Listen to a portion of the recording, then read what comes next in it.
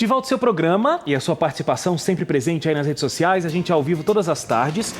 Quero mandar um abraço pro Júlio Joaquim, ele tá mandando um abraço pra mim, pra toda a equipe aqui da Novo Tempo. O Leonardo Gomieri, vai ter brinde hoje, Wagner? Leonardo hoje não tem, viu? Desculpa. Produção, vamos providenciar brinde aí pra gente sortear.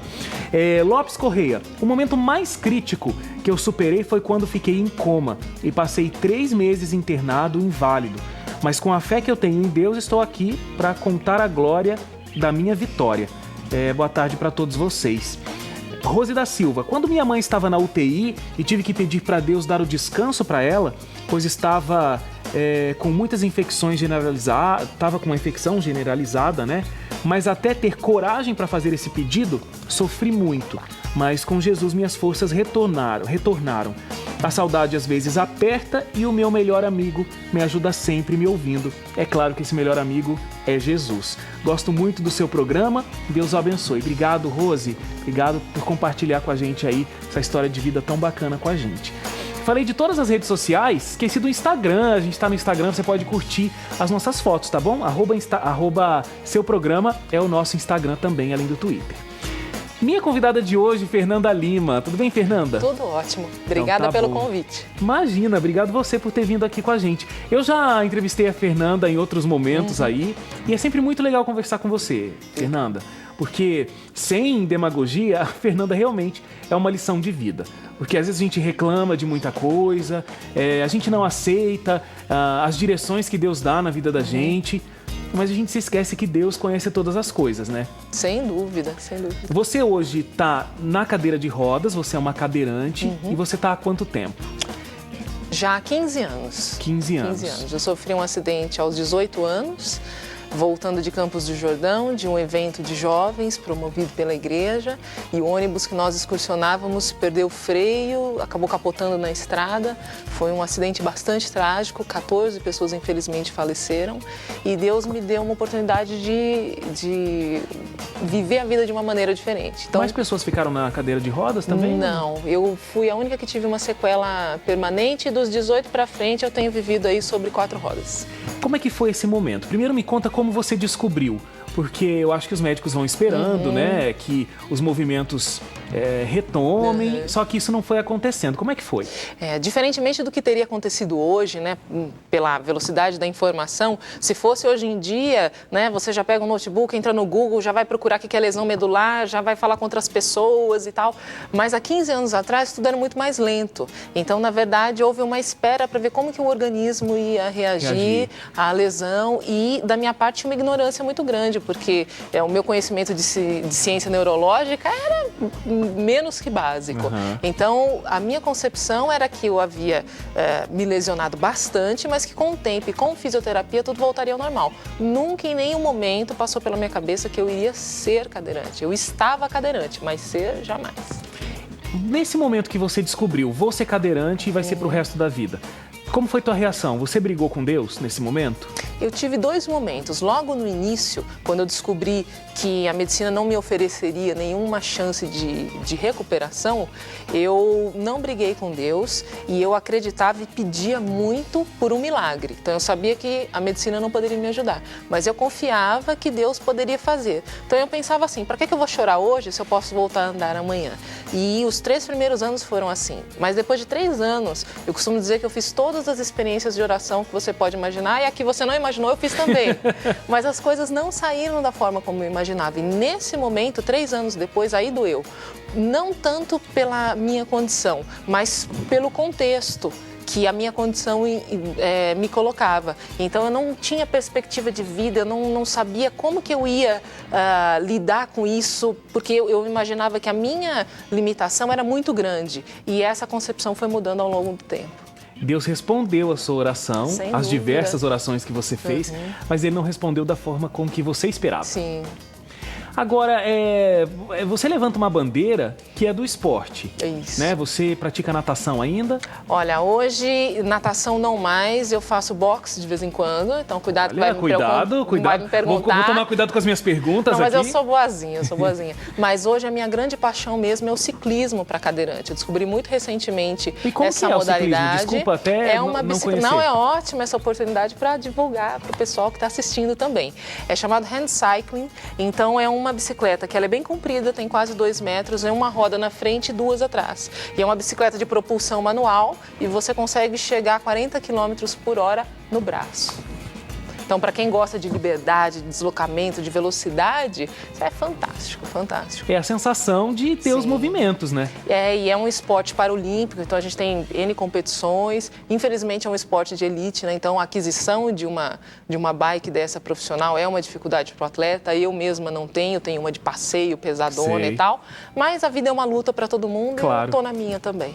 Ô, Fernanda, a primeira vez que eu te entrevistei, eu lembro que a produção chegou e falou assim, então, ela é uma atleta paralímpica, fica bem colocada, inclusive, na natação e tal. Eu, naquele momento, pensava que você era nadadora e com o acidente você se adaptou para ser uma atleta paralímpica. Não é nada disso. A preguiça reinava quando você tinha suas pernas funcionando direitinho. Eu costumo dizer que eu era uma pamonha com P maiúsculo, assim, eu era muito preguiçosa, eu tinha 18 anos, eu já sabia nadar porque havia aprendido a nadar com 11, 12 anos, né? Mas com 18 anos eu estava num momento, assim, muito medíocre da minha vida, porque eu havia me desconectado de Deus durante a semana e isso havia feito a minha vida perder as cores. Então não tinha, eu só trabalhava, dormia e assistia televisão. Essa era a minha vida. Era a sua vida.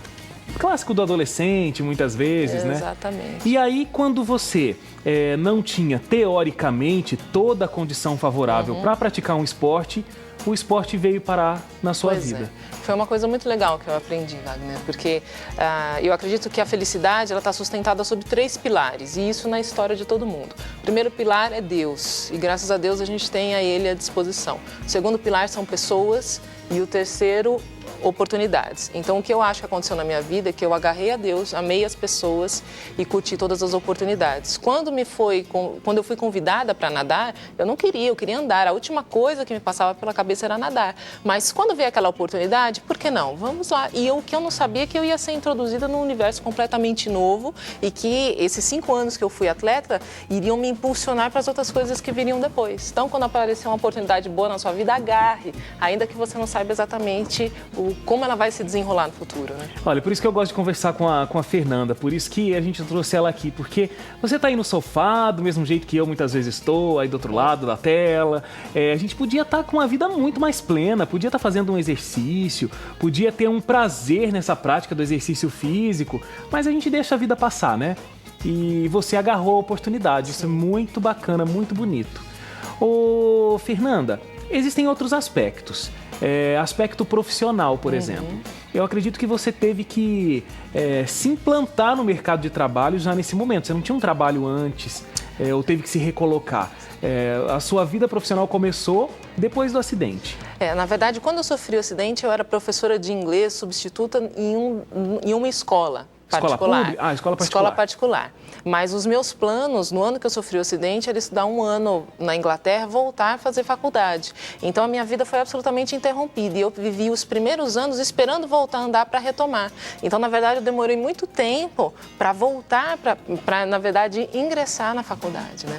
Então, assim, só foi possível a minha entrada no mercado de trabalho porque eu me qualifiquei através do ensino superior. Sem isso, seria muito difícil. Você sabe, né, que há mais de 20 anos existe uma lei no Brasil que estabelece que as empresas com 100 ou mais empregados, elas devem preencher de 2% a 5% dos seus cargos com beneficiários reabilitados ou pessoas com deficiência capacitadas para a função.